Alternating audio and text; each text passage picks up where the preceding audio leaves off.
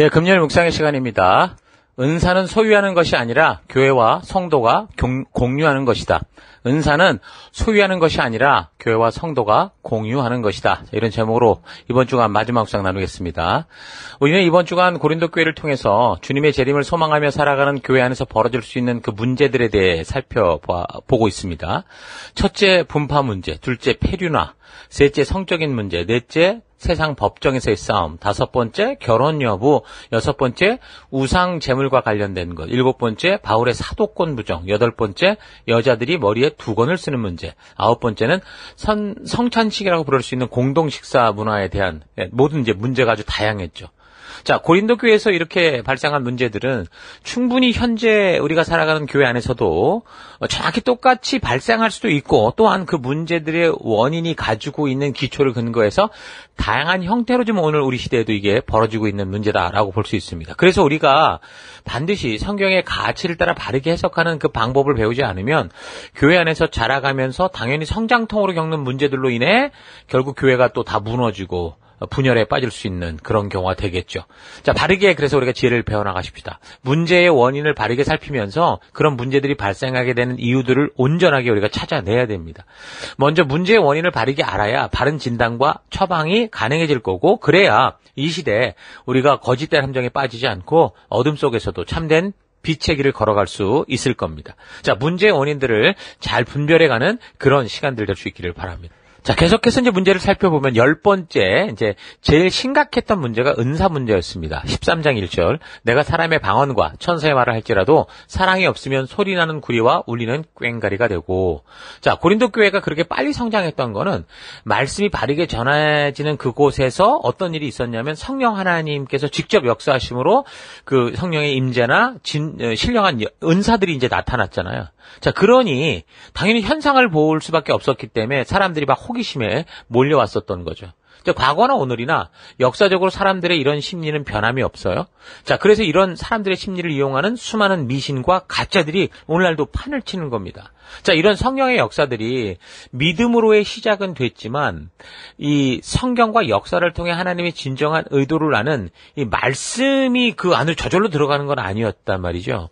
그러니까 그동안 살아왔던 삶에서 뭔가 터닝 포인트, 뭐가 깨지는 순간을 가진 거예요.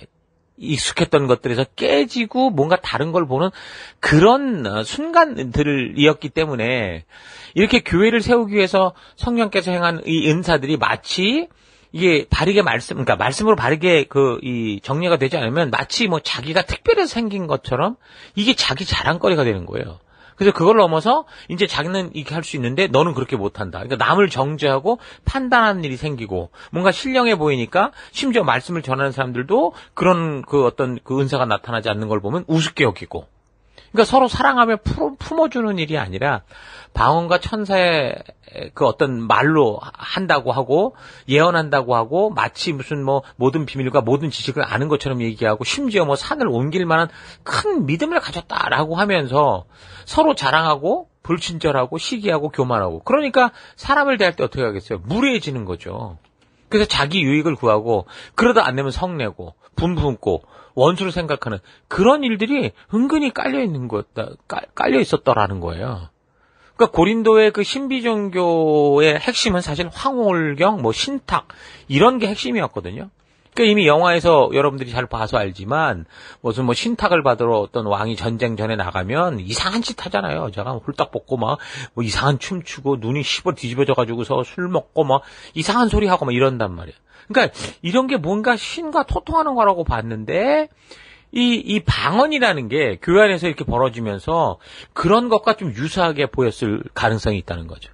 그래서 미성숙한 신자들은 이런 걸 영적인 어떤 능력이구나, 저 사람 뭔가 하나님과 소통하는구나 이렇게 과대 해석하며 또 그 본인 자체도 과시했을 가능성이 있다는 겁니다. 그래서 바울이 언급한 은사들은 지혜의 말씀, 지식의 말씀, 믿음, 병 고치는 은사, 기적 행함, 예언, 영분별, 그리고 방언. 그 방언 통역을 언급했는데 고린도서 12장을 보면 그 12장에서 은사들에 대해서 나눌 때 중요한 초점이 뭐냐면 한 영, 한 성령이 주시는 거라는 거예요. 그러니까 그 은사를 나눠주시는 목적은 바로 교회의 공동체의 유익을 위한 거다. 고린도서 12장 7절에 분명히 확실히 밝히고 있거든요.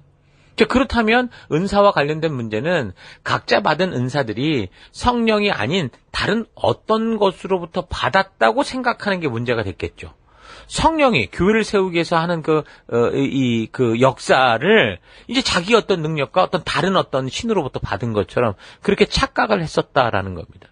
왜 그랬냐면 고린도는 헬라 로마 문화 중심주로서 거기 아프로디테, 디오니소스, 아폴로 등 다양한 신을 섬기는 그런 어떤 완전히 신전들이 막 자리 잡고 있었단 말이야.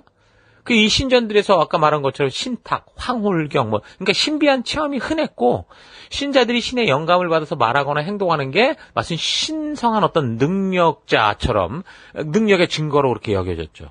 예를 들면 디오니소스 이 신을 숭배하는 거기에서는 술에 취해서 춤추고 소리 지르고 신과 합의를 경험하는 거, 이게 굉장히 중요시 여겼었거든요.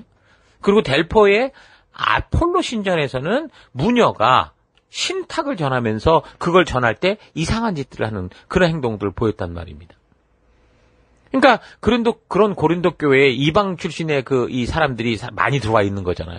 그러니까 그런 문화에 젖어 있었던 사람들이 들어온 건데, 그러니까 많은 고린도 신자들이 회심하기 전에 그런 우상 문화에 아주 익숙했던 사람들인데, 그래서 그들은 이제 우상 숭배에서 경험했던, 그들이 봤던 황홀한 상태나 신비로운 어떤 이상한 말이나 그런 그러니까 특히 이제 방언 같은 거, 이런 거가 이제 교회에서 이제 그것과 혼돈을 일으키기 시작한 거죠. 자기들이 세상에서 봤던 저건가? 이렇게 생각했다는 겁니다.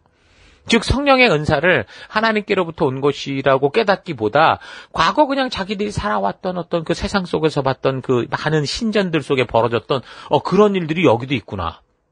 그렇게 유사한 현상으로 오해를 했던 거죠. 그리고 또한 헬라 로마 신비 종교에서는 개인이 신과 직접 교통하거나 초자연적인 능력을 받는 그런 체험을 굉장히 중요시 여겼단 말이에요. 그래서 고린도 출신의 성도들은 이 방언이나 예언 같은 이런 은사를 이미 이 신비주의적인 맥락에서 해석을 하면서 성령의 작용을 이제 완전히 잡신의 그러니까 성령의 역사, 성령이 하셔야 될 그 일들을 완전히 착각하고 자기들 어떤 그런 그 현상을 느끼는 어떤 종교적 체험으로만 생각을 했다는 겁니다. 그러니까 성령에 대해서도 성경도 다 무지하니까 이방 신들이 추구하듯이 보이는 현상과 감정적 황홀감과 같은 그 우상숭배와 그런 수준에서 그대로, 그러니까 하나님을 금송아지 수준으로 내려뜨리고 그 시대 그냥 자기들이 있던 신전의 수준으로 떨어뜨리는 그런 식으로 이해를 했던 거고, 또한 그 시대적 분위기처럼 그런 현상 체험이나 감정적 경험을 이방 신전의 신령한 제사자들이 그렇게 하는 짓거리를 볼 때 뭔가 있는 것처럼 보였는데 자기에게 그런 현상이 벌어지니까 아마 영적인 우월감으로 받아들인 것 같아요. 그러면서 또 아마도 누가 더 세냐, 마냐, 이런 거, 어느 은사가 더 좋냐, 나쁘냐, 이런 식으로 또 이제 얘기를 했었겠죠. 자, 그렇게 이제 뭔가 눈에 보이는 현상들로 나타나는 것들에 대해서 말씀으로 바르게 분별할 수 없었고, 뭔가 이제 자기들끼리 나타나는 현상을 가지고 이제 서로 자랑질하고 이렇게 하면서 이게 마치 그래도 어쨌든 그렇게 경험한 사람들 이게 무슨 영적인 특권인 것처럼 그렇게 생각을 했던 겁니다. 그래서 이제 사도 바울이 말하기를 현대어 성경으로 이제 읽어드리면 12장 27절 말하자면 여러분이 모두 함께 모여야 비로소 그리스도의 몸이 한 몸을 이룰 수 있다는 말입니다. 그러니까 우리는 그리스도의 몸에 하나하나의 어떤 각자의 그 은사를 가지고 모였다. 그래서 비로소 우리 몸도 그렇잖아요. 우리 몸이 눈알만 5,000개씩 있는 게 아니라 전부 다른 것들이 한 몸을 이루고 있는 거. 그 얘기를 하는 겁니다. 비록 여러분이 하나하나는 따로 떨어져 있으나 모두가 몸에 없어서는 안 될 쥐체들이라는 말입니다. 그리스도께서는 또 자신의 몸인 교회를 이루는 직분을 주셨는데 그 첫째가 사도들입니다. 둘째는 하나님의 말씀을 설교하는 예언자들, 셋째는 교사들, 다음은 이적을 행하는 사람들입니다. 그리고 그 다음이 병 고치는 은사를 받은 사람들, 남을 돕는 사람들, 함께 일하는 이들을 지도하는 사람들, 방언을 말하는 사람들입니다. 자, 여기서 바울이 어떻게 보면 이제 순차, 어떤 직분이 있다라고 하면서 첫째, 둘째 이렇게 순차를 매겼던 거는 왜 그랬냐면 먼저 자기들끼리 이 사람들이 뭔가 영적 질서에 혼란을 일으키는 사람들이 누가 먼저냐 하는 식의 그런 문제가 있었기 때문이다라는 걸 우리가 볼 수 있겠죠. 그러니까 이 순차적으로 열구한 은사들의 성격을 보면 먼저 현상적으로 나타나는 것들과 말씀을 중심으로 하는 사역이 충돌을 일으킬 가능성이 있는 게 성경에 나온 분명한 말씀으로 하는 사역의 첫째, 둘째, 셋째 이렇게 우선순위를 매겼어요. 말씀으로 하는 사역에. 그리고 그 다음으로 현상적으로 나타나는 은사들에 대해서 이렇게 언급을 했단 말입니다. 그러니까 분명 현상적으로 보여 알 수 있게 나타나는 은사를 받은 자들이 그 보이고 확인될 수 있는 것 같은 은사를 가지고 교만하게 이제 행동하면서 교회의 질서를 무너뜨리고 있으니 말씀의 은사를 먼저 이렇게 쭉 어떤 우선순위로 두었던 겁니다. 그것이 그 시대 이방 우상 숭배에서 온 것임에도 결국 이 사람들은 착각을 하고 있었으니, 자, 그러니까 이제 겉으로 보이는 방언하는 사람들이 그런 문화 분위기 속에서 자신을 과시하고 문제를 일으켰던 분명한 그 증거가 되는 거겠죠. 그래서 기록된 말씀보다 지금 즉각 이루어지는 현상들에 미혹돼서 그런 현상을 믿고자 하는 일들이 결국 교회의 존재 여부까지 흔들 정도로 정체성을 잃게 하는 그런 일들로 벌어지고 있었던 거예요. 그래서 바울이 첫째, 둘째, 셋째로 꼽은 그 사도, 선지자, 그러니까 예언자라고 할 수 있고 교사라고 하는 은사들의 특징이 뭡니까? 결국 말씀이에요. 말씀의 기본을 둔, 말씀의 기준을 둔, 말씀을 전하는 그런 일이었죠. 그리고 그 다음부터는 하나님의 말씀이 바르게 선포되는 곳에서 그 말씀이 진실이다라는 걸 나타내기 위한 성령 하나님께서 사람들을 통해 주도하시는 그런 사역들, 성령의 은사들인 걸 알 수 있습니다. 자, 그런데 방언의 은사가 문제가 됐던 것은 여기 고린도에서 드러난 방언은 처음 오순절에 임했던 방언처럼 다른 나라의 언어로 이렇게 사람들이 알아들을 수 있는 언어가 아니라 아무도 못 알아듣는 그런 방언이었기 때문에 그 방언의 문제는 거의 지금 뒤로 보냈죠. 그러니까 고린도 교회 신도들은 이방인들로서 기독교로 개종하기 전에는 세상 그 문화에 젖어 있던 사람들이란 말입니다. 그러니까 그런 분위기가 저들의 몸에 배어 있고 그래서 그런 수준에서 성령의 역사를 오해하고 있었을 겁니다. 자, 그렇게 죄에 쩌든 상태에서 믿음으로 의롭다 칭함을 얻어 성도가 되었는데 이미 자주 언급한 것처럼 그 실력에 있어서는 세상에 있던 그 수준, 그 꼬라지와 다를 바 없었다라는 거죠.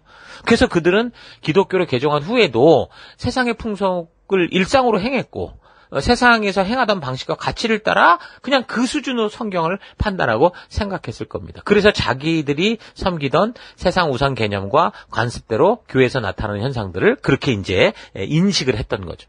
그래서 그들은 방언의 은사에 대해서 이방 종교에서 행하듯 그 황홀 무아지경에서 횡설수설하는 그 중언부언하는 그러니까 이해할 수 없는 헛된 말을 계속 반복함으로써 자기들이 섬기는 신들과 접신해서 친밀한 관계를 맺으며 따라서 어떤 계시를 받는 거라고 착각을 했던 거죠. 이 신전에서 했던 그 이상한 여자들이 했던 그 짓거리를 그대로 그냥 그렇게 생각을 했던 겁니다. 예를 들어서 인생 늦은 시간에 손자, 손녀의 전도를 받고 개종하는 그 할머니, 할아버지들을 보면 이게 보니까 믿음이 아니라 그게 좋은 게 좋은 거다라는 그런 식으로 생각해서 기독교에서 믿는 예수신이나 불교에서 내가 믿던 부처나 또는 뭐 타정교든 어떤 신이든 자신들이 믿었던 신과 같은 거야 이렇게 생각하겠죠. 그래서 이 교회를 오는 분들이 있어요. 그래서 심지어 기도할 때 마치 뭐 불교를 다녔던 사람들은 그 불교 법당에서 하던 식으로 이렇게 손 비벼가면서 기도하는 그런 분들도 있고요. 그러니까 고린도 교회에서 벌어진 방언의 은사를 가진 사람들의 문제가 바로 이런 차원이라고 볼 수 있다라는 거예요. 그 시대 그 신녀들이 이상한 짓거리하고 헛소리하고 막 이런 것들을 그대로 이제 본대로 흉내를 내는 거라고 볼 수도 있겠죠. 그 정말 하나님이 성령으로 말미암아 하게 하신 것들 외에 이제 이상한 것들이 나타나기 시작했다라는 겁니다. 그래서 고린도 교회에는 그와 같은 생각을 가진 사람들의 소위 이제 방언으로 말미암아 무질서와 큰 혼란이 주어지게 되는 거예요. 막 모임에서 막 이제 떠들어대기 시작했으니까. 그와 같은 방언은 그래서 울리는 꽹과리와 허공에 말하는 것이 되는 거고. 그래서 교회에 덕이 되지 않았던 건데, 그런데 이제 그런 문화 배경 안에서 은사에 대한 오해가 있으니 그렇게 이제 행동했던 이런 문제가 발생한 겁니다. 그래서 이제 바울의 후임으로 갔던 교육자가 아볼로라고 그랬잖아요. 아볼로가 했던 사역이 어떤 사역이었습니까? 그는 온전히 그 그리스도와 그 성령의 그 일들에 대해서 브리스길라와 아골라에게 배우고 난 후에 성경과 역사를 근거로 그동안 그거 해왔던 거지만 예수가 그리스도 되신다라는 것을 증거하는 말씀 사역이었잖아요.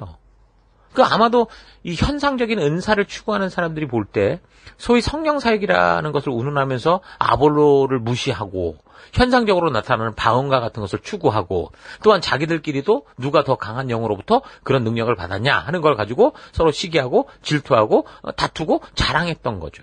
그래서 결국은 이 아볼로가 이 문제 때문에 교회를 사임합니다. 그래서 사도 바울이 있는 에베소로 건너오게 되죠. 그래서 에베소에 있던 바울이 왔더니 아볼로에게 이런 이야기를 쫙 다 들었을 거 아닙니까? 얼마나 참 기가 막히고 코가 막혔겠습니까?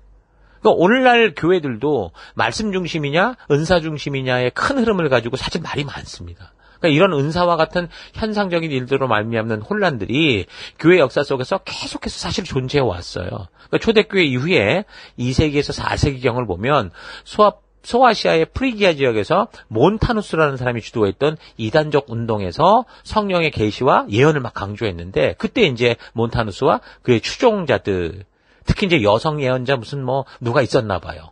이런 사람들이 황홀경에 빠져서 방언과 같은 신비한 언어를 말했다, 그렇게 전해지거든요. 근데 그 당시 다행히 그게 이단으로 규정되고 배척됐죠. 그리고 3, 4세기 경우의 교부들, 예를 들면 이레나이오스나 오리겐, 요한, 크리소스톰 같은 이런 문헌에서 보면 방언에 대한 언급을 거의 없어요. 이런 사람들에 대해. 이레나우스는 성령의 은사가 여전히 존재한다고 얘기는 했는데 방언을 구체적으로 언급하지는 않았습니다. 자, 그리고 이제 중세 시기, 그러니까 5세기에서 15세기 경우를 보면 중세 교회에서 방언이 거의 나타나지 않았고요. 신비적인 체험은 수도원이나 개인적인 신앙에 국한됐습니다. 그러니까 교회는 신학적 체계와 성례전을 중시하면서 은사주의를 억제했었죠. 자, 그리고 이제 종교개혁 이후 근대 초기, 그러니까 16세기에서 19세기의 경우, 종교개혁 시기, 16세기 경우 루터, 칼빈 등 개혁자들은 방언을 사도시대에 한정된 은사다라고 봤고요. 현대적 출현을 부정했습니다. 그러나 이제 소수 집단에서 방언이 간헐적으로 나타나기도 했었었죠. 자, 그리고 17, 18세기 흔적들이 있는데 1600년대에 퀘이커 교도들 중에 방언 현상이 나타났다는 그런 기록이 있었고, 1800년대에는 몰몬 교회에서, 1886년에는 침례교 성결운동에서, 1901년에는 미국 베델 성서대학에서, 이게 이제 현대 오순절 운동의 시작인데, 그 다음에 1906년경에는 아주사 스트릿 부흥 그런 집회에서 이런 현상들이 이게 오순절파의 시작이었죠.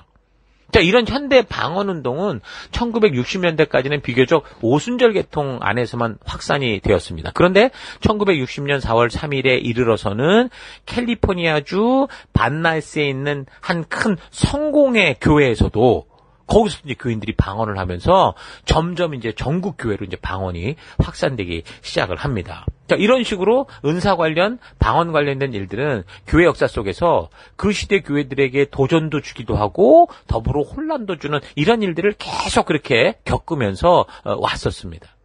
자, 그래서 고린도 교회에서 벌어진 일들과 그 일과 관련해서 전해지는 이 바울의 충고를 통해서 우리는 과연 오늘 이 시대에 우리가 어떻게 이런 일들을 바르게 해결해 갈 수 있는지 지혜를 얻을 수 있기를 바랍니다. 아무튼 이것 때문에 고린도로 보내는 그 편지에 많은 분량을 두고 아주 이야기가 길어집니다. 자, 우리는 보통 고린도전서 12장을 은사장, 13장을 사랑장 이렇게 말을 하는데, 사실 역사적 흐름을 따라 잘 읽어보면 12장에서 14장의 얘기 전체가 다 은사 문제 때문에 적혀진 그런 바울의 그런 이야기들입니다. 그러니까 방언이라는 거는 개인적 신앙에 유익했지만 고린도에서는 헬라 신비주의와 결합해서 혼란을 낳았고, 그래서 바울은 이걸 통제하고 예언과 사랑을 우선시하라. 그러니까 말씀 중심적이 되라라고 권면을 하는 겁니다. 어쨌든 은사와 관련된 이런 문제들이 고린도에서 있었다라는 거 잘 보시고 이 기회를 통해서 또 잘 이 문제가 어떤 식으로 교회의 문제를 일으키는가 잘 좀 되돌아봤으면 좋겠습니다. 자, 그리고 또 다른 문제 11번째는 마지막인데 부활에 관련된 문제였습니다. 15장 13절 만일 죽은 자의 부활이 없으면 그리스도도 다시 살아나지 못하셨으리라. 자, 이것은 데살로니가에서 사실 생겼던 일들이었는데 이 고린도 아테네 지역의 사람들은 마지막 날 육체가 부활한다라는 걸 잘 이해할 수가 없었어요. 유대교의 그 사두개인들도 그 영혼 불멸 또 육체의 부활을 부인했었거든요. 왜 그러냐면 헬라인들은 영혼 불멸에 대해서는 믿었어요. 근데 육체의 부활은 믿지 않았었던 거죠. 그러니까 헬라 로마 철학은 죽음을 삶의 자연스러운 일부로 보는, 그러니까 스토아 학파 같은 경우, 그 다음에 에피쿠로스 학파는 무의미한 종말이다라고 보고, 플라톤 같은 사람은 영혼의 해방이라고 봤습니다. 그러니까 죽음에 대한 공포를 극복하고 이성적으로 대처하려는 태도가 두드러졌죠. 그래서 플라톤은 죽음을 영혼이 육체로부터 해방되는 과정으로 봤고, 육체는 그래서 감옥이자 열등한 존재다 이렇게 여겼던 거예요.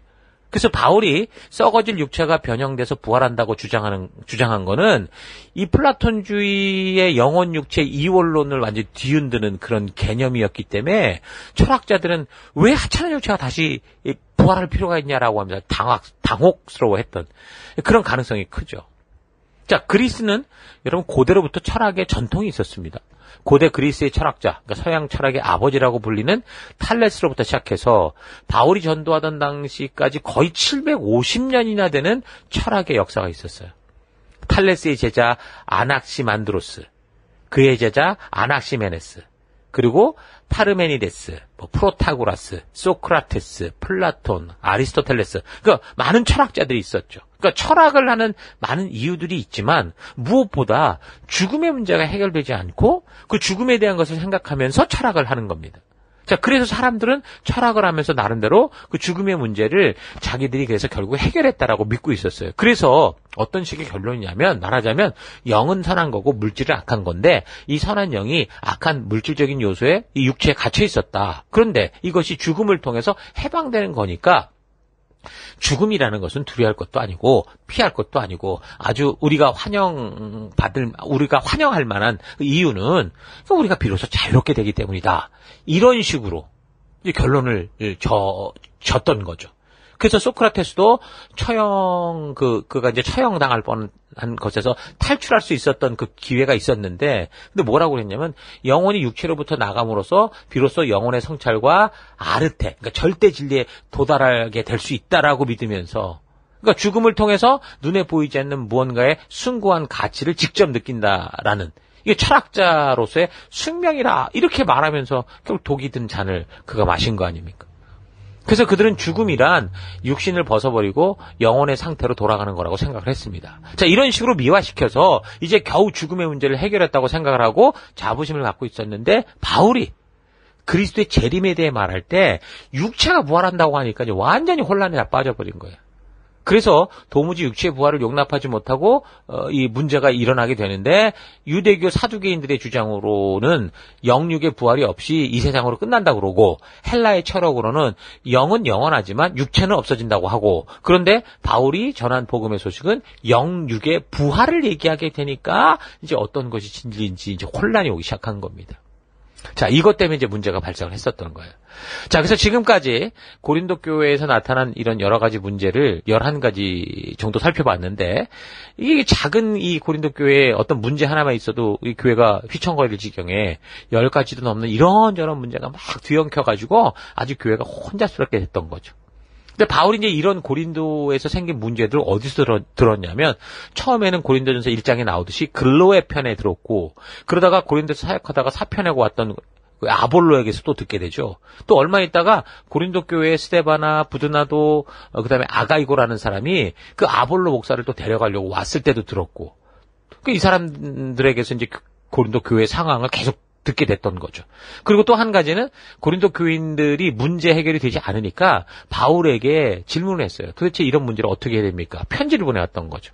그래서 여러 경로를 통해서 사도 바울이 고린도 교회의 사정을 소상하게 알게 됐고, 다 파악하게 된 후에 이제 답장을 보내는 그 내용이 이제 고린도 전후서와 연결된 그런 내용입니다.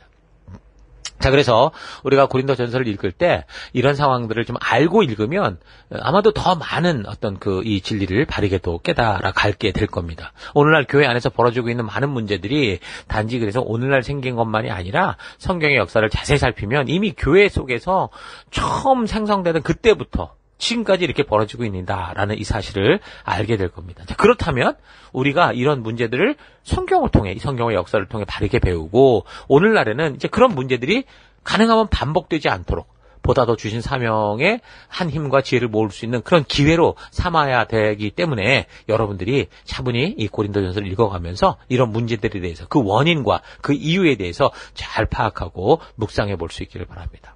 자, 교회는 이 땅의 천국이 분명하지만 이 땅을 살아가는 동안 우리는 이곳에서 어떻게 하는 겁니까? 아파하면서 크는 것입니다. 교회에서 태어났고 태어난 자들이 성숙한 이 성도의 자리에 가기까지 어떻게 해요? 성장통을 겪으며 자라가는 게 교회다라는 거 잊지 마시고 이런 문제들의 원인들을 잘 분별하는 우리가 됐으면 좋겠어요. 자, 그래서 오늘 하루 나는 그동안 교회를 다니면서 믿음의 삶을 살아왔는데 어떤 문제들로 인해서 혼란스러워하고 있었고 어떤 경험들을 할 때 믿음의 길에서 흔들 일이 있었는가 좀 되돌아봤으면 좋겠습니다. 자, 그래서 그런 문제들이 고린도 교회에서 발생했던 일들인지 분별해보고 그렇게 나의 믿음을 흔들리게 했던 일들에 대해서 성경은 뭐라고 말씀하고 있는가 바른 지혜를 배우기 바라요. 은사란 성령 하나님께서 교회된 우리를 건강하게 세우고 몸된 성도들이 하나님 안에서 서로 사랑하며 살아갈 수 있도록 하기 위해서 성도와 교회를 위해 주신 겁니다. 이것은 소유하는 게 아니라 교회와 성도들을 위해 공유하여 사용하는 거라고 볼 수 있겠죠. 그러니까 나를 위한 게 아니고 우리를 위한 거예요. 그러니까 내가 베푸는 게 아니라 나를 통해 성령 하나님께서 그러니까 순종하는 그 성도들을 통해 그 직접 교회를 세워가시는 것이 은사입니다. 자, 그래서 은사의 바른 사용 태도는 뭡니까? 사랑의 마음, 배려, 지체를 향한 격려. 그러니까 내가 희생하고 교회와 성도를 세워가고자 하는 그런 희생의 마음인 거예요. 그러니까 성령 하나님께서 우리를 통해 충분히 교회와 성도를 세워가실 수 있도록 선하고 거룩한 마음으로 교회를 사랑하고 성도를 사랑하는 그런 삶을 살아가야 되는 거죠.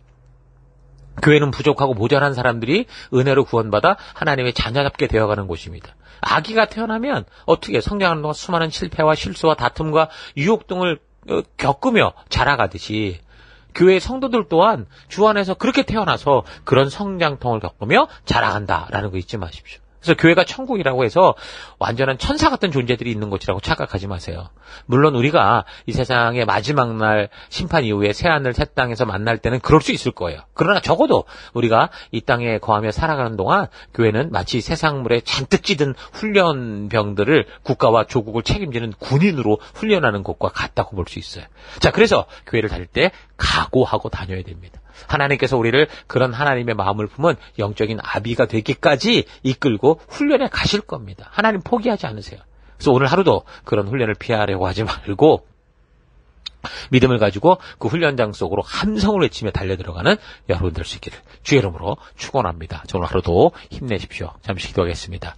하나님, 교회는 훈련장이요. 그래서 부족하지만 성장해야 할 훈련병 같은 존재들이 함께 있는 곳인데 마치 이미 너무도 숙달된 특공대처럼 생각하고 착각해서 교회 안에서 벌어질 수 있는 여러 성장통들을 귀찮아하고 비아냥거리고 함께 책임지며 실수 속에서도 배워가는 게 아니라 하나님의 진정한 뜻을 찾지 못하고 내 생각대로 고집하며 살아왔던 것 회개합니다. 교회와 성도를 세우기 위해 성령 하나님께서 믿는 성도들을 통해 사용하시는 은사를 마치 내 것이냐 착각하지 않게 도와주옵소서. 교회와 성도를 위해 전달하라고 맡기시는 은사를 마치 내 능력인 양 교만하고 오만하게 사용했던 것 회개합니다.